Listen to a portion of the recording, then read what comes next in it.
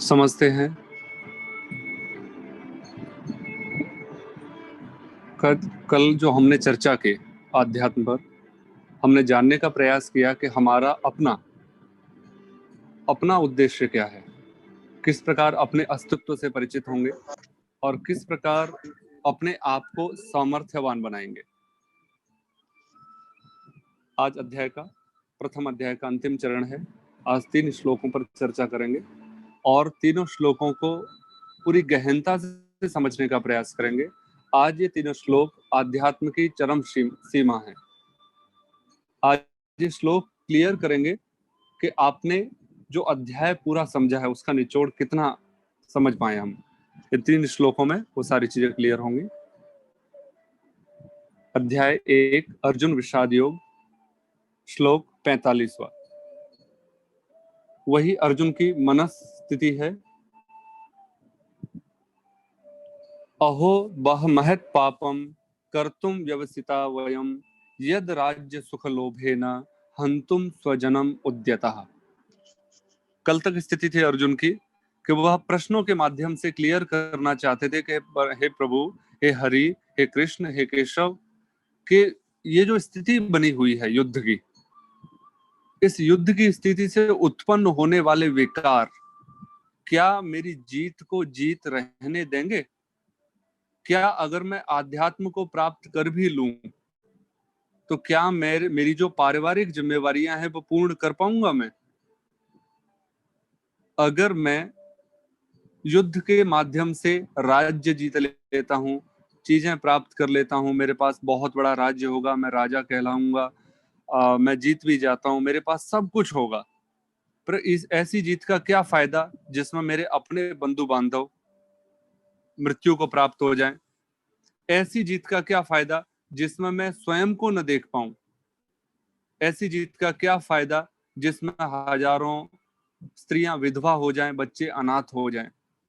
ऐसी हमारी स्थिति होती है कि ऐसे आध्यात्म का क्या फायदा कि हम परिवार से कहीं अलग नहीं हो जाएंगे? क्या पारिवारिक जिम्मेवारियां हैं ये तो नहीं पड़ जाएंगी, अर्थात उन्हें निभा भी पाएंगे? तो उसके लिए हमें समझना होगा कि अहो बत महत् पापम कर्तुम व्यवसिता वयम यद राज्य सुख लोभेन हंतुम स्वजनम उद्यतः। यह बड़े शोक की बात है कि हम लोग बड़ा भारी पाप करने का निश्चय कर बैठे हैं, राज्य और सुख के लोभ से अपने स्वजनों का नाश करने के लिए तैयार हैं। अर्जुन अब एक साधारण स्थिति में है जो हमारी और आप सबकी है। उस साधारण स्थिति में हमें तर्क से सारे समाधान करने की आदत होती है। स्वीकार्यता हमारी बिल्कुल निम्न स्तर पर जा चुकी होती है, बहुत कम रहती है। अर्जुन तर्क के माध्यम से जानना चाहता है कि ये युद्ध सही है या गलत है, और गलत भी नहीं मानना चाहता। वो ये जानना चाहता है कि युद्ध सही है, कोई बस मुझे यही समझा दे, क्योंकि वो पहले ही युद्ध के लिए तैयार है। पर वह स्थिति कब होती है? जब हम बिल्कुल परास्त हो चुके होते हैं, परेशान हो चुके होते हैं। ऐसे ही हमारे जीवन में भी कई बार ऐसी स्थिति आती है कि कोई बस मुझे ये समझा दे। मैं अपने परिवार को भी छोड़िए, बहुत सारी ऐसी स्थितियों से पूरी तरह से भ्रमित हो चुका होता हूँ, दुखी हो चुका होता हूँ कि मुझे लग रहा होता है कि अब आके कोई मुझे बस ये समझा दे कि नहीं, ये संसार सत्य है, ये जो मैं कर रहा हूँ ये सत्य है। वो सिर्फ हम तर्क के माध्यम से जानना चाहते हैं, परंतु यह हमें समझना होगा, एक एक सुंदर भाव है कि परमात्मा है कहाँ पर, क्या स्थिति है परमात्मा की। हम कैसे अंदाज लगाएं कि हम जो कार्य कर रहे हैं, चाहे वो युद्ध हो, चाहे वो व्यवसाय हो, चाहे वो अध्ययन हो, चाहे किसी प्रकार का हो, चाहे किसी के साथ व्यवहार करना हो, तो हम उसको और सरल कैसे बना सकते हैं? हम समाज में रहते हुए परमात्मा को कैसे प्राप्त कर सकते हैं? तो हमें समझना पड़ेगा कि हमें परमात्मा को प्राप्त नहीं करना है। परमात्मा तो चारों तरफ से कोशिश कर रहा है तुम में प्रवेश करने के लिए। परमात्मा हमें मिलने के लिए आतुर है। मगर हमारा जो घड़ा या प्याली या जो मटका इतना भरा हुआ है कि हमने कहीं एक बूंद की जगह भी नहीं छोड़ी है। उसने तो हमें बादलों की तरह, हवा की तरह, वायुमंडल की तरह चारों तरफ से घेरा हुआ है, आनंद से घेरा हुआ है। उसके यहाँ सावन ही होता है, उसके यहाँ पतझड़ नहीं होता। वो तो हमें चारों तरफ से हरियाली देने में लगा हुआ है, हमें चारों तरफ से आनंद से ओत-प्रोत करने में लगा हुआ है। उसके लोक में तो कभी सावन के अलावा कोई ऋतु होती ही नहीं है।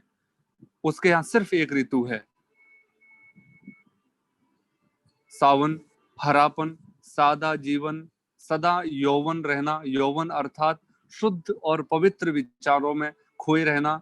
वहां पतझड़ आता ही नहीं है। परमात्मा केवल वसंत ऋतु को जानता है। पतझड़ तो हमने अपने लिए याद कर रखी है। हमें आदत है, हमने मान रखा है कि अगर दुख नहीं आएगा तो सुख की पहचान कैसे होगी। अर्थात जब सुख आता है तो हम ये भी याद रखते हैं कि अब दुख आने वाला है इसके बाद। तो हम कभी प्रेजेंट स्थिति को अनुभूत ही नहीं कर पाते, हम पहले ही मान लेते हैं। कभी अच्छा होता है तो हमें भरोसा ही नहीं होता कि इतना अच्छा कैसे हो रहा है। जैसे हम केवल मृत्यु को जानते हैं, परमात्मा अमृत को जानता है। वो हमें अमृत प्रदान करना चाहता है। परमात्मा ठीक हमारे विपरीत स्थिति में खड़ा है। हमें जब इस स्थिति का प्यार है, परमात्मा कहता है यह स्थिति तुम्हारे पास हमेशा ही रहेगी, बस आपको उस स्थिति को अपने अंदर स्वीकार करना है। हमारे चारों तरफ से घेरा हुआ है, बस वो इंतजार कर रहा है कि ये कभी गलती करें और मैं इनको आनंद की प्राप्ति करा दूं। वह चारों तरफ रात को हमारे खड़ा रहता है चोरों की तरह कि ये कभी गलती से जग जाए तो मैं इसे आनंद की प्राप्ति कराऊं, इसे आध्यात्म की प्राप्ति कराऊं। वह आपको इस समाज से, इस परिवार से अलग नहीं करना चाहता। बस वो आपका इंतजार कर रहा है कि आप इस परिवार के साथ रहते हुए जागृत हो जाओ। अगर आप जागृत हो जाते हो तो आप इस परिवार को और ज्यादा स्वीकार कर पाओगे। इस मृत्यु से डरने की बजाय आप आनंद ले पाओगे इस सारे समाज का, परिवार का, अपने व्यवसाय का, अपने कार्यों का। इसलिए हम उसे कहते हैं हरि। हरि अर्थात जो हर ले हमारे कष्टों को, हमारी समस्याओं को, हमारे झंझटों को। मौका मिले और हमें कष्ट से दूर कर दे। यही तो भगवान कर रहे हैं। अर्जुन ने इतने जीवन में प्रश्न क्यों नहीं किए? आज युद्ध के समय क्यों? ऐसी हमारे भी स्थिति आती है। ये प्रश्न नहीं है कि मैंने 50 साल से अपने जीवन में जो किया है वह सत्य है। कभी भी सत्य घटित हो सकता है, मगर हमारे भीतर जगह नहीं है। अर्जुन के पास जगह बनी, वो युद्ध के बीच में भी वैराग्यवान होता जा रहा है। ऐसे हमारा जो मटका पूरी तरह से भरा हुआ है, उसे थोड़ा सा खाली करना पड़ेगा ताकि परमात्मा उसमें अपने भाव डाल सके। हम तो बिल्कुल भरे पड़े हैं, एक बूंद जगह नहीं छोड़ी है। तो अब बताओ, अगर परमात्मा की कृपा रूपी बारिश होगी तो कहाँ जाए? एक बूंद के लायक भी हमने जगह नहीं छोड़ी है। इसलिए तुम खाली जैसे ही हुए, तुम्हारे ऊपर परमात्मा की कृपा तुरंत हो जाएगी। जैसे ही आपने समाज को, परिवार को समझा, अभी हम थोपते आ रहे हैं अपने ऊपर।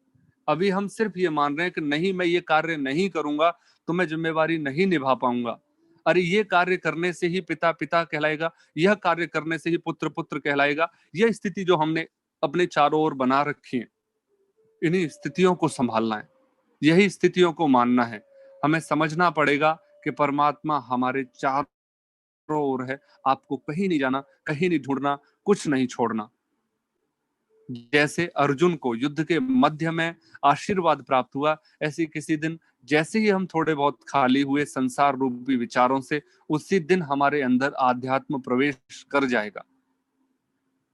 आइए अगले 2 श्लोकों के माध्यम से और गहराई में उतरने का प्रयास करते हैं। यदि माम अप्रतीकारम अशस्त्रम शास्त्र पाणयः धारत राष्ट्रो रणे हन्युः तन्मे क्षेमतरम भवेत। मेरे लिए अधिक कल्याणकारी होगा यदि शास्त्र शस्त्र रहित और सामना न करने वाले मुझको ये शस्त्रधारी कौरव रण में मार डालें। अर्थात मतलब मेरे पास कुछ नहीं हो, इससे अच्छा है कि मैं इनको मारूं, ये मुझे मार दें, झंझट ही खत्म हो जाएगा। कम से कम मैं अपने ही गिल्टी के नीचे तो नहीं दबूंगा, अपने आप को भारीपन से महसूस तो नहीं करूंगा, मैं अपने आप को कृतज्ञ महसूस तो नहीं करूंगा। बात सही भी है कि जब हम सामाजिक विचारों, कुरीतियों या मान के चलो सिद्धांतों से बंधे रहते हैं, तब हमें लगता है कि अगर इस परिपाटी पर, इस रूल पर, इस फॉर्मूले पर ये सिद्धांत सही नहीं बैठ रहा है तो ये गलत है। और यही हमारी व्यवस्था है कि हम मान लेते हैं, और गलत तभी तक गलत है जब हम बुद्धि से करते हैं। और मैंने आपको लास्ट चर्चा में समझाया था कि बुद्धि सिर्फ पुराने को पहचानती है, बुद्धि के पास अपना कुछ नहीं होता। अगर अपना कुछ है तो वह है अचेतन के पास, पागलपन के पास। आपने देखा होगा कि थॉमस एडिसन ने बल्ब का निर्माण किया। कहते हैं कि महीनों महीनों एक ही खोज में पूरी रात पूरे दिन लगा रहना, परिवार का छूट जाना, लोगों के द्वारा पागल घोषित कर देना। मैडम क्यूरी रेडियम की खोज कर रही है, लाखों टन मिट्टी को उथल पुथल कर देना। ये पागलपन ही समाज में कुछ नया लेकर आया। अगर वो भी सूर्य के उपाय के साथ अपने जीवन की चर्चा करने लगते तो क्या आज हमारे पास बल्ब या हमारे पास बहुत सारे आविष्कार होते? उन्होंने कुछ अलग सोचा, आविष्कार किए। आपको इस समाज से उठकर थोड़ा अलग सोचना होगा, तब हम थोड़ा और ऊपर उठ पाएंगे। आइए अगले श्लोक के माध्यम से और समझते हैं। एवं उक्त्वा अर्जुनः संख्ये रथोपस्थ उपाविशत् विसृज्य स शरम चापम शोक संविघ्न मानसः। ऐसा कहकर दुखी अर्जुन रथ पर पिछले भाग में बैठ गए। दुखी हो गया, उसने सब सरेंडर कर दिया। हमारी भी स्थिति आती है कि हम भी सब कुछ छोड़कर बैठ जाते हैं। यहाँ भगवान श्री कृष्ण मुस्कुराते हुए कह रहे हैं कि हम स्थिति को मानते हैं कि अगर हम इस लायक होंगे तभी हमें ये चीजें होंगी। और हम सभी जानते हैं कि परमात्मा कभी भी घटित हो सकता है, वो इंतजार कर रहा है। जैसे अंगुलमान की कहानी हम सब ने सुनी है, अर्जुन की भी तो वही स्थिति है। अर्जुन ने जैसे ही अपने आप को पात्र बनाया, वैसे ही भगवान की कृपा प्रारंभ हो गई। अंगुलमान बुद्धत्व को प्राप्त हो गया। कभी सोचा भी नहीं होगा अंगुलमान ने, कभी कल्पना भी नहीं की होगी, कभी सपना भी नहीं देखा होगा कि हाँ मैं भी कोई संत बन जाऊंगा। उंगली लोगों की मृत्यु, लोगों को मारता था, उंगलियां काट के माला बना के पहन लेता था। इतना धृष्ट धूर्त व्यक्ति, उसने कभी सोचा भी नहीं कि मुझे ज्ञान प्राप्त हो जाएगा और मैं बुद्धत्व को प्राप्त कर लूंगा। बस परमात्मा कब घटित हो जाए हमें नहीं मालूम, कब हमारे अंदर श्रद्धा उत्पन्न हो और कब हम परमात्मा से परिचित हो जाएं, हमें पता ही नहीं चलेगा। बस इंतजार करना है और तैयार रहना है, सचेत रहना है। वाल्मीकि ने नहीं सोचा होगा कभी कि मैं वाल्मीकि बन जाऊंगा। अचानक मिलन हो गया नारद से। नारद को लूटने चले थे वाल्मीकि, लेकिन नारद ने कहा मुझे लूट के आप घर जाओ, इससे पहले एक काम करो, आप खाली हाथ घर जाओ, मुझे एक पेड़ से बांध दो और अपनी पत्नी से, पिता से, बच्चों से, सबसे पूछ कर आओ कि मैं ये जो लूट कर लाता हूं उसमें आप भागीदार हो, उस पाप में साझीदार हो। तब उसका नाम वाल्या था। वाल्या हंसा, कहा मुझे धोखा दे रहे हो, इधर मैं पूछने जाऊंगा, उधर तुम उड़ जाओगे। नारद ने कहा मुझे एक वृक्ष से बांध दो। वाल्या को समझ में आया और चला गया घर।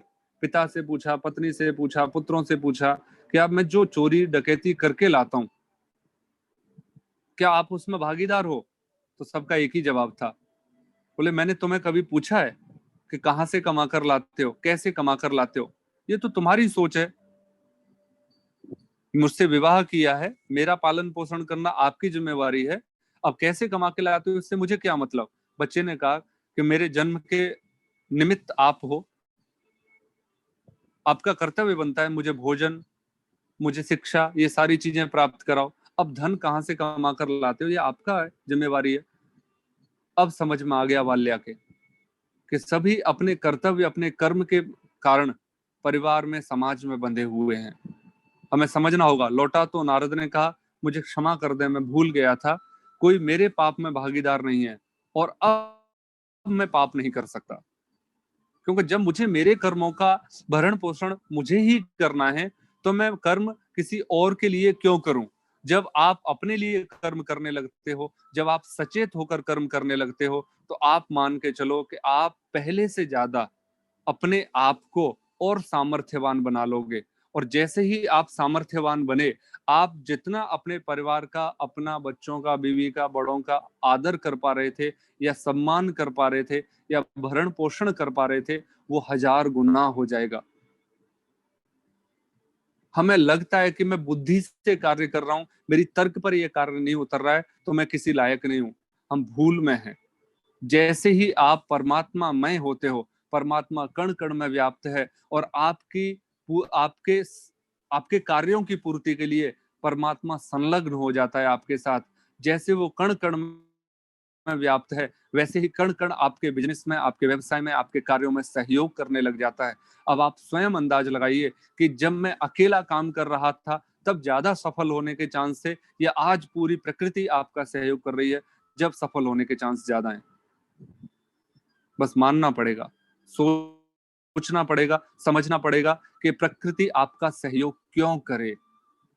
क्योंकि आप परमात्मा में हो जाओ, और ये प्रकृति परमात्मा की बनाई हुई है। जैसे आप अपनी पर्सनल व्हीकल, गाड़ियां, घर, मकान को पूरे हक के साथ सदुपयोग में लाते हो, ऐसे ही प्रकृति को भी आप पूरे हक के साथ सदुपयोग में लाने लगोगे, उसको ऑर्डर देने लगोगे, उसका आदेश का पालन करने, प्रकृति आपके आदेश का पालन करने पड़ेगी।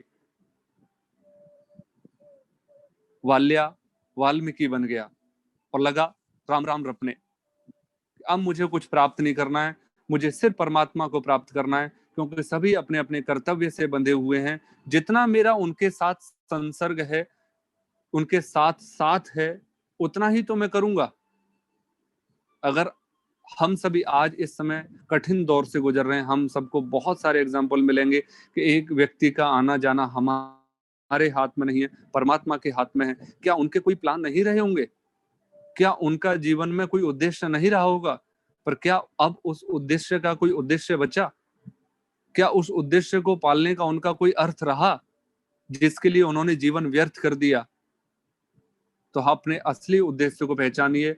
और जब वाल्या राम राम जपते हुए भूल गया, वो तो अनपढ़ था ना, चोरी डकैती करता था, पर उसका अंतर हृदय इतना शुद्ध हो गया कि वो राम को भूल गया, शब्द आगे पीछे हो गए, मरा मरा बोल रहा है, और उस मरा मरा में ही उसके इतने भाव गहरे चले गए कि उसने बुद्धत्व को प्राप्त कर लिया, परमात्मा को प्राप्त कर लिया।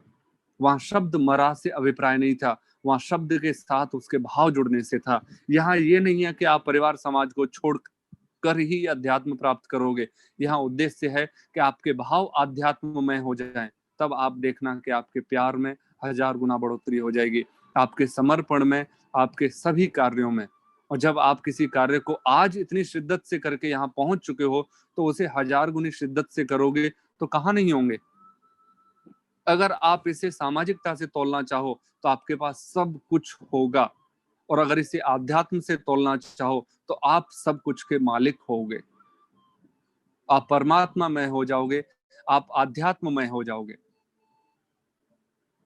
इसलिए याद रखिए, परमात्मा हमारे चारों तरफ है। परमात्मा के इसलिए कण कण में कहा गया है, परमात्मा को इसलिए हरि कहा गया है। हरि अर्थात हरण कर लेता है सब कुछ। जैसे ही हम समर्पण की स्थिति में जाएंगे, परमात्मा हमारे चारों तरफ होंगे। भगवान श्री कृष्ण ने अर्जुन को चारों तरफ से ढक लिया है कि चल अब पूछ और मैं बताता हूं। तो आइए, हमने प्रथम अध्याय से जो भी जाना उसका चिंतन मनन अवश्य कीजिए, अवश्य चिंतन मनन कीजिए। देखो, थोड़ा अलग से समय निकालकर पढ़ना प्रारंभ कीजिए। शायद शायद कोई जागृति, कोई बीज आपके अंदर ऐसा बना हो जो पौधा बन जाए। और जैसे ही पौधा बनेगा, आप देखना कितने लोगों के लिए छाया रूपी हृदय शीतलता देने लगोगे। कैसे आप सबके लिए परोपकारी बन जाओगे।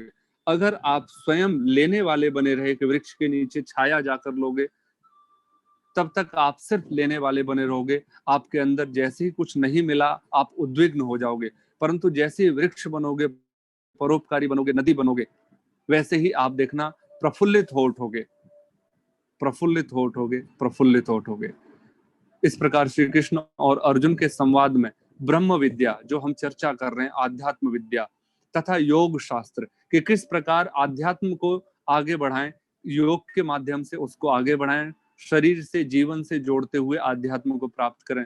श्रीमद् भगवत गीता रूपी उपनिषद का अर्जुन विषाद योग नामक अध्याय पूर्ण होता है।